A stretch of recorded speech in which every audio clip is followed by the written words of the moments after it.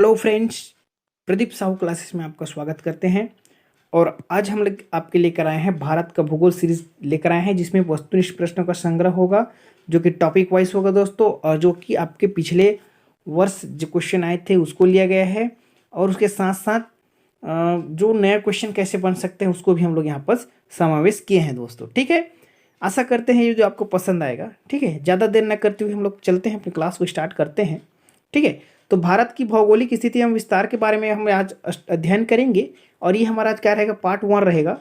इसके बाद हम लोग एक और पार्ट लेकर आएंगे ये भौगोलिक स्थिति एवं विस्तार के आधार पर, है ना, जिसमें राज्यों की सीमा रेखा ये सब रहेगा। अभी सिर्फ इसके अक्षांशीय और देशांतरी विस्तार के साथ साथ उसके क्षेत्रफल पर आधारित प्रश्न लेकर आए हैं। ठीक है, चलिए देखते हैं फर्स्ट क्वेश्चन क्या है।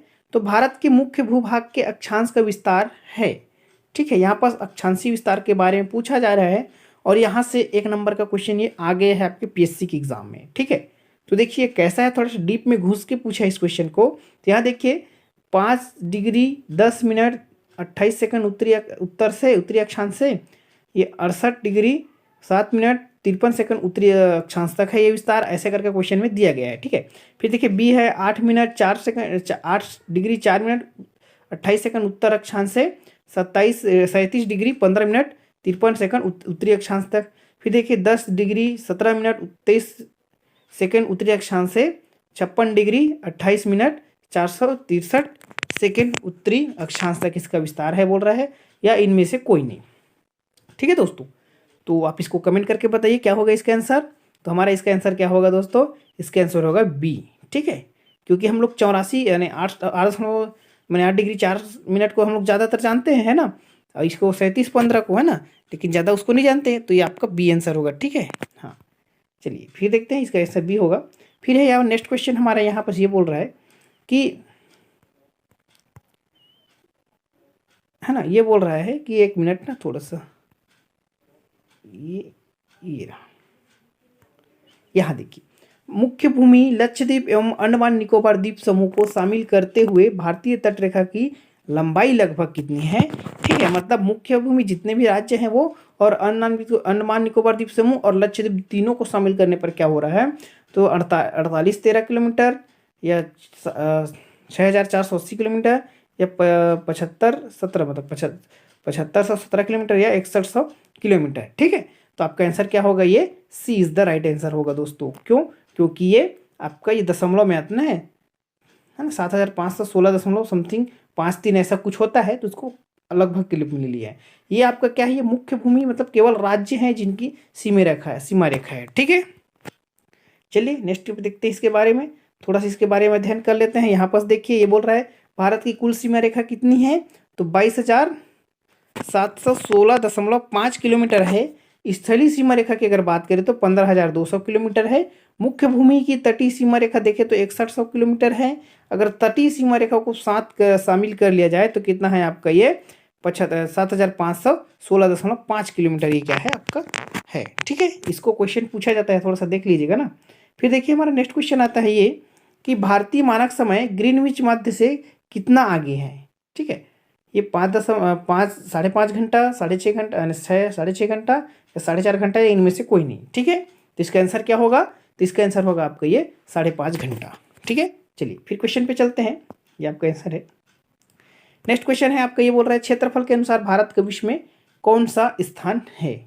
ठीक है, तो क्या है 5वां, 7वां, 11वां और 9वां, तो क्या है आपका ये 7वां। ठीक है, चलिए फिर करते हैं नेक्स्ट क्वेश्चन पे। ये देखिए ना, आंसर पता चल गया आपका। प्राचीन भारतीय भौगोलिक मान्यता के अनुसार भारतवर्ष किस द्वीप का अंग था, पुष्कर द्वीप, जम्बू द्वीप, कांच द्वीप, या कुश द्वीप। तो इसका आंसर क्या होगा, ये जम्बू द्वीप होगा। ठीक है, जम्बू द्वीप एक नाम है भारत का। ठीक है, फिर चलिए नेक्स्ट क्वेश्चन है यहाँ पर, भारत का धूर दक्षिणी भाग भूमध्य रेखा से कितनी दूरी है। ठीक है, ये ऐसा क्वेश्चन पूछ देता है पटा टाइप, थोड़ा सा इसको थोड़ा सा याद रखिएगा कि भूमध्य रेखा जो है विषुवत रेखा से कितनी दूरी पर है, मतलब हमारा जो भारत का जो दक्षिणी ध्रुव है जो क्या है 8.8 डिग्री 4 मिनट उत्तरी अक्षांश है, वो आपका कितना है बोल रहा है। ठीक, कितना दूर है भूमध्य रेखा से, तो कितना है 776 किलोमीटर, 867 किलोमीटर, 876 किलोमीटर, या 916 किलोमीटर। क्या है इसका आंसर, तो इसका आंसर हो जाएगा ये 876 किलोमीटर। ठीक है, सी इज द राइट आंसर, है ना। चलिए फिर चलते हैं नेक्स्ट क्वेश्चन पे। यहाँ ये बोल रहा है कि भारत में सबसे लंबी तटरेखा वाला राज्य है महाराष्ट्र, केरल, गुजरात या पश्चिम बंगाल। तो इसका आंसर क्या होगा, ये गुजरात होगा। ठीक है, चलिए ये देखिए फिर नेक्स्ट क्वेश्चन पे चलते हैं। यहाँ पर ये बोल रहा है कि भारतीय मानक समय रेखा भारत के कुल कितने राज्य से होकर गुजरती है, 5, 4, 6 या 7। क्या है आपका आंसर, तो इसका आंसर होगा ये ए। ठीक है, 5 राज्यों से होकर गुजरती है। इसके बारे में थोड़ा सा डिटेलिंग करते चलते हैं। तो यहाँ ये बोला जा रहा है कि ये देखिए भारतीय मानक समय रेखा इंडियन स्टैंडर्ड टाइम 82.1/2 डिग्री मतलब 82.5 डिग्री पूर्वी देशांतर प्रयागराज इलाहाबाद के निकट मिर्जापुर से होकर गुजरती है ना। यह 5 राज्यों से होकर गुजरती है। तो पहला आएगा उत्तर प्रदेश, उत्तर से दक्षिण, फिर मध्य प्रदेश, फिर छत्तीसगढ़, फिर उड़ीसा एवं आंध्र प्रदेश होकर गुजरती है। ठीक है, इतना आपको पता है। फिर देखिए भारतीय मानक समय रेखा और ग्रीनविच मीन टाइम के बीच घंटे का अंतर कितना है, 5.5 घंटे का अंतर है। ये हमने पहले से क्वेश्चन में देख चुके हैं। ठीक है, फिर देखिए यहाँ आ रहा है 9वां क्वेश्चन। ये बोल रहा है कि आदम का पुल या आदम ब्रिज निम्न किन दो देशों के मध्य स्थित है, बोल रहा है भारत एवं पाकिस्तान, भारत एवं बांग्लादेश, भारत एवं श्रीलंका, भारत एवं म्यांमार। तो आंसर क्या होगा इसका, सी इज राइट आंसर होगा। ठीक है, भारत एवं श्रीलंका के मध्य स्थित है।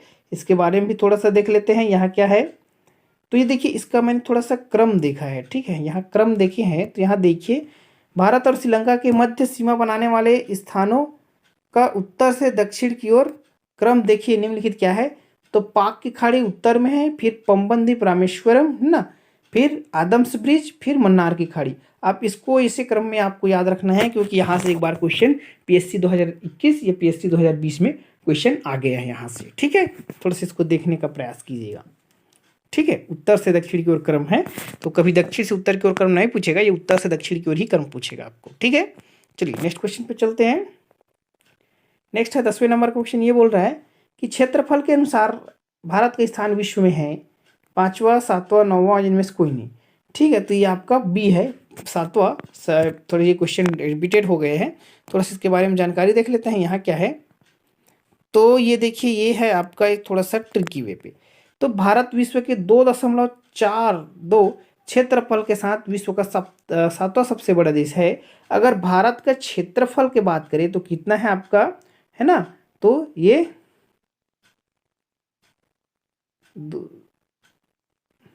कितना है भाई आपका, थोड़ा सा 1 मिनट इसको देखना पड़ेगा ना भाई, क्या है इसको आप कमेंट करके बता दीजिएगा यार, थोड़ा सा है ना, कमेंट करके बताइएगा।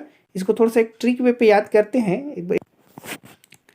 चलिए इसको देख ही लेते हैं क्या है इसके बारे में। तो इसका मैंने थोड़ा सा आपको, मैं कैसे याद करता हूँ आपको ये भी बताऊंगा।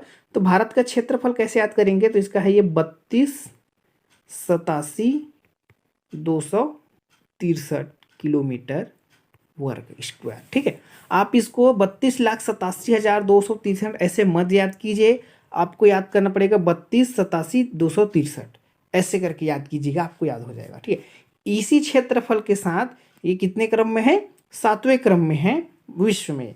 ठीक है, तो उनका क्रम देख लेते हैं क्या क्या है। तो रूस, कनाडा, चीन, अमेरिका, ब्राजील, ऑस्ट्रेलिया, भारत और अर्जेंटीना। अर्जेंटीना क्या है, 8वीं सबसे बड़ा देश है विश्व में। ठीक है, तो यहाँ देखिए इसको आप ट्रिकी वे पे याद कर सकते हैं। तो कैसे याद करेंगे, तो इसको याद करेंगे RKC AB। ठीक है, यहाँ से देखिए तो R से आ जाएगा रूस, K से कनाडा, C से चीन, A से अमेरिका, B से ब्राज़ील और A से फिर आपका ऑस्ट्रेलिया और फिर B से भारत। ठीक है, ऐसे आप इसको क्रम में याद रख सकते हैं दोस्तों। ठीक है, चलिए नेक्स्ट क्वेश्चन पे चलते हैं। ये नेक्स्ट क्वेश्चन यहाँ पर बोल रहा है कि भारत का दक्षिणतम बिंदु, है ना, ये नेक्स्ट क्वेश्चन आपका बोल रहा है कि भारत का दक्षिणतम बिंदु इंदिरा पॉइंट निम्न में से कहाँ स्थित है, तमिलनाडु, छोटा निकोबार, बड़ा निकोबार या कार निकोबार। ठीक है, तो देखिए तमिलनाडु में तो स्थित नहीं हो सकता, क्योंकि दक्षिणतम बिंदु बोल रहे हैं मतलब इंदिरा पॉइंट की बात कर रहे हैं, ना कि केप के मोरियन की बात कर रहा है। ठीक है, तो यहाँ कैसे करेंगे, तो इसका आपको ये तीनों में कंफ्यूज होता है आदमी, ये कार होगा कि बड़ा होगा कि ये छोटा होगा। तो ठीक है, तो इसमें बड़ा निकोबार क्या है, इसका आंसर है, आप याद रखिएगा, इंदिरा जी क्या थे, ग्रेट थी। ठीक है, इंदिरा जी क्या थी, ग्रेट थी, इसलिए इसको क्या बोलते हैं, ये ग्रेट मतलब बड़ा होता है। या ग्रेट निकोबार भी क्वेश्चन पूछा जाता है, तो इंदिरा जी ग्रेट थी, इसलिए बड़ा निकोबार में होगा या ग्रेट निकोबार द्वीप समूह में होगा, द्वीप में होगा। ठीक है, ऐसा आप याद रखिएगा। चलिए थोड़ा सा इसके बारे में देखते हैं यहाँ क्या क्या है। तो ये आपको दिया गया है कि भारत का दक्षिणतम बिंदु क्या है, इंदिरा पॉइंट, जो कि बड़ा निकोबार या ग्रेट बोलते हैं इसी को। ठीक है, ग्रेट निकोबार में स्थित है करके। ठीक है, फिर देखिए भारत का उत्तरतम बिंदु क्या है, इंदिरा कॉल, जो कि काराकोरम श्रेणी में लद्दाख में स्थित है। फिर देखिए भारत का पश्चिमतम बिंदु क्या है, सरक्रिक, गौहर माता सरक्रिक, इसको क्या बोलते हैं, कच्छ, गुजरात में। ठीक है, फिर देखिए भारत का पूर्वतम बिंदु देखें तो किबिथु नेफा, अरुणाचल प्रदेश। ठीक है, ऐसा याद कीजिएगा। फिर देखिए मुख्य भूमि का दक्षिणतम बिंदु केप केमोरियन है, जो क्या है, तमिलनाडु, इसी को बोलते हैं 8 डिग्री 4 मिनट, ये है आपका। और इंदिरा पॉइंट की अगर बात करें तो ये क्या है, 6 डिग्री 4-5 मिनट, ऐसे करके याद कीजिएगा। ठीक है, चलिए नेक्स्ट क्वेश्चन पे चलते हैं। ये 12वें नंबर का क्वेश्चन है यहाँ पर। तो ये बोल रहा है कि कर्क रेखा भारत के कुल कितने राज्यों से होकर गुजरती है, 8, 10, 9 या इनमें से कोई नहीं। तो क्या है आपका, तो ये आपका ए हो जाएगा दोस्तों। ठीक है, कुल 8 राज्यों से होकर कर्क रेखा गुजरती है। इनके बारे में अगर देखें तो क्या क्या है ना। तो ये पर यहाँ पर दिया गया है कि कर्क रेखा 8 राज्यों से होकर गुजरती है, गुजरात, राजस्थान, मध्य प्रदेश, छत्तीसगढ़, झारखंड, पश्चिम बंगाल, त्रिपुरा तथा मिजोरम।